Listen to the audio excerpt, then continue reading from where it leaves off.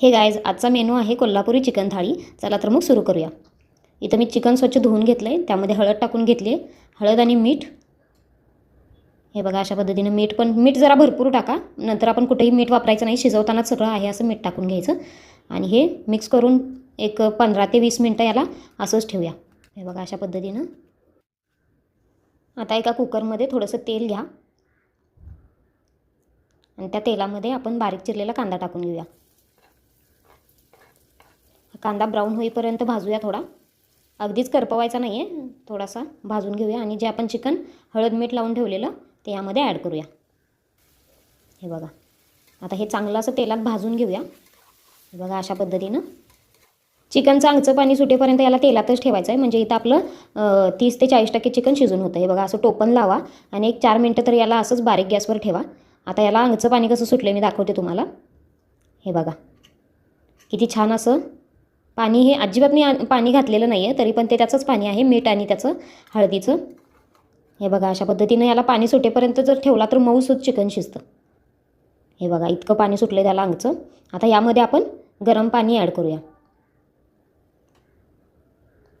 पाणी थंड वापरू नका, गरमच वापरा चिकन शिजवायला पण.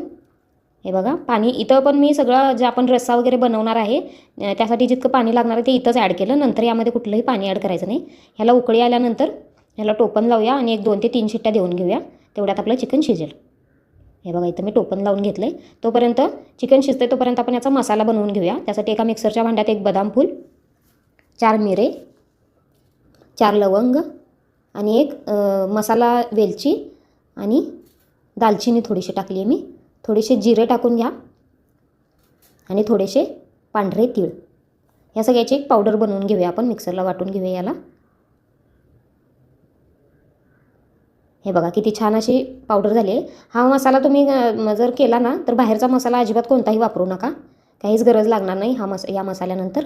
आता यामध्ये लसूण घालून घेऊया आणि आलं थोडंसं आणि त्यामध्ये ओलं खोबरं. हे पण असं मिक्सरला बारीक असं पाणी घालून थोडंसं वाटून घेऊया. हे बघा, अशा पद्धतीनं हे पण वाटून घेतलं आहे मी.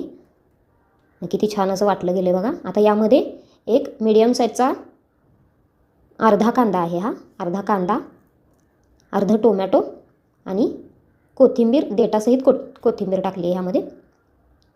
हे पण असं पाणी घालून बारीकसं असं वाटून घेऊया याला पण.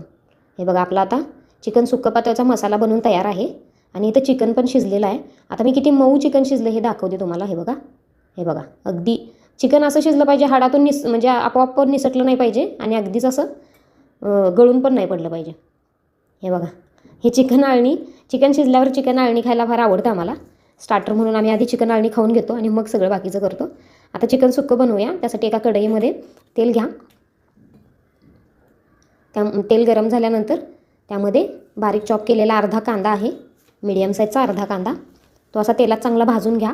त्यामध्ये नंतर टोमॅटो घाला. टोमॅटो तुम्हाला सुक्यात आवडत नसेल तर इथं स्किप केलं तरी चालेल. हे बघा, टोमॅटो पण छान असं भाजलं आहे. टोमॅटोने सगळा तेलामध्ये कलर सोडला आहे. आणि आपण जे वाटण बनवून घेतलेलं त्याचे 4 चमचे इथं टाकून घेऊया. हे बघा, ते पण असं तेलात छान असं भाजून घेऊ त्याला. हे तेलात जितका चांगला मसाला भाजला जाईल तितकंच चविष्ट लागतं जेवण. आता यामध्ये कोल्हापुरी चटणी टाकून घेऊया.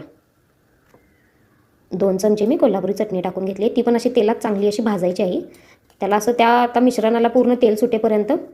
हे बघा, असं तेल सुटलं आहे याला, म्हणजे चटणी आपली भाजलेली आहे, चटणी आणि मसाला. आता यामध्ये चिकन आळणी पाणी जे आपण चिकन शिजवून घेतलेलं ते एक पळीवर घालूया. इथं कोल्हापुरी चटणीमध्ये आणि आपण जे चिकनचं पाणी शिजवून घेतलेलं त्यामध्ये मीठ असतं, त्यामुळे सुक्याला मीठ घालण्याची काहीच गरज नाही. जितकं आहे तेवढं पुरेसं होईल. आता यामध्ये आपलं चिकन शिजवून घेतलेलं चिकन ॲड करूया. हे बघा, अशा पद्धतीनं किती छान शिजलं आहे बघा चिकन. आणि हे असं तेलात ते पण असं मसाल्यामध्ये परतवून घेऊया आपण. हे बघा, असं छान असं भाजलेलं आहे यामध्ये पण चिकन. आता वरून थोडीशी कोथिंबीर टाकून घेऊया आणि आपलं आता सुक्कं चिकन बनवून तयार आहे, कोल्हापुरी स्टाईलचं सुक्कं चिकन. आता आपण रस्सा बनवूया. त्यासाठी एका पातेल्यामध्ये थोडंसं तेल घेतलं आहे मी. इथं पण तेल थोडंसं जास्तच टाकलं आहे. उरलेला सगळा मसाला यामध्ये घालून घ्या. हे बघा, अशा पद्धतीनं घालून घेतला आणि तो चांगला असा तो पण तेलात असा भाजून घ्यायचा आहे. तेलात असा भाजून घेतलेला आहे. आणि आता यामध्ये कोल्हापुरी चटणी ॲड करूया. एक 2.5 चमचे घातलेली आहे मी इथं. हे बघा अशा पद्धतीनं ती पण अशी चटणी तेलात छान अशी भाजून घेऊया. चटणी तर भाजल्याशिवाय रस्सा चवीला लागत नाही. हे बघा ह्या चटणीला पण असं किती तेल सुटलं बघा. यामध्ये थोडंसं एक चिकन स्टॉक थोडासा एक पळीभर घालून थांबूया थोडं, हे असं तेलात भाजेपर्यंत. आता ह्याला तेल सुटतं, मी दाखवते तुम्हाला. हे बघा किती छान असं हळूहळू तेल सुटायला लागलं त्याला. हे बघा आता हा मसाला आणि चटणी आपली भाजलेली आहे. बघा तेल किती आहे आलं वरती त्याचं सगळं. आणि आता त्यामध्ये जो आपला चिकन स्टॉक थोडा सगळा राहिलेला आहे शिल्लक, तो सगळा यामध्ये ॲड करूया. इथं मी कुठंही एक्स्ट्रा वरून पाणी घातलेलं नाही आहे. जितकं आपण शिजवलं आहे चिकन तेवढंच घेतलेलं आहे पाणी. हे बघा इथं रस्सा पण आपला बनवून तयार आहे. उकळी आल्यानंतर गॅस बंद करून त्यामध्ये अशी हिरवीगार कोथिंबीर टाकूया.